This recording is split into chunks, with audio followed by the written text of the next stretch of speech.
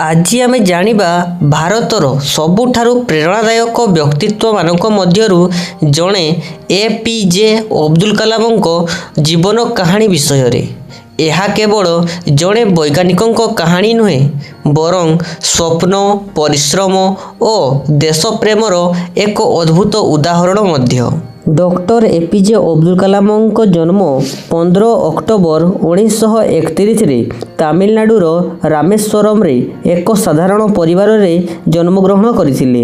ତାଙ୍କର ବାପା ମାଛଧରା ଡଙ୍ଗାର ମାଲିକ ଥିଲେ ଏବଂ ପରିବାରର ଆର୍ଥିକ ସ୍ଥିତି ବହୁତ ଖରାପ ଥିଲା। ପିଲାଦିନରୁ ସେ ପଢ଼ାଶୁଣାରେ ବହୁତ ଆଗ୍ରହୀ ଥିଲେ। ପରିବାରକୁ ସାହାଯ୍ୟ କରିବା ପାଇଁ ସେ ସକାଳେ ଖବରକାଗଜ ବିକ୍ରି ମଧ୍ୟ କରୁଥିଲେ। ଦାରିଦ୍ର୍ୟ ତାଙ୍କ ସ୍ୱପ୍ନକୁ କେବେ ଅଟକାଇ ପାରିନଥିଲା। ସେ ପଦାର୍ଥ ବିଜ୍ଞାନରେ ସ୍ନାତକ ହେବା ପରେ ଏରୋସ୍ପେସ୍ ଇଞ୍ଜିନିୟରିଂ ପଢ଼ିଥିଲେ।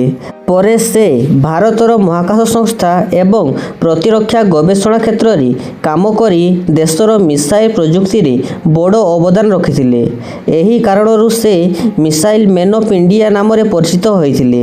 1998 ମସିହାରେ ପୋଖରାନ ପରମାଣୁ ପରୀକ୍ଷଣରେ ତାଙ୍କର ଗୁରୁତ୍ୱପୂର୍ଣ୍ଣ ଭୂମିକା ଭାରତକୁ ବିଶ୍ୱର ଏକ ଶକ୍ତିଶାଳୀ ଦେଶ ଭାବେ ପରିଚିତ କରାଇଥିଲା। 2002 ମସିହାରେ ଡକ୍ଟର ଏପିଜେ ଅବଦୁଲ କଲାମ ଭାରତର 11ତମ ରାଷ୍ଟ୍ରପତି ହୋଇଥିଲେ। ସେ ଜନସାଧାରଣଙ୍କ ସହ ଘନିଷ୍ଠ ଭାବରେ ଜଡ଼ିତ ଥିବାରୁ ତାଙ୍କୁ ପିପୁଲ୍ସ ପ୍ରେସିଡେଣ୍ଟ ବୋଲି ମଧ୍ୟ କୁହାଯାଉଥିଲା। ସେ ରାଷ୍ଟ୍ରପତି ହେବା ପରେ ମଧ୍ୟ ସେ ଛାତ୍ରଛାତ୍ରୀଙ୍କୁ ସ୍ୱପ୍ନ ଦେଖିବା ଓ ପରିଶ୍ରମ କରିବାକୁ ପ୍ରେରଣା ମଧ୍ୟ ଦେଉଥିଲେ।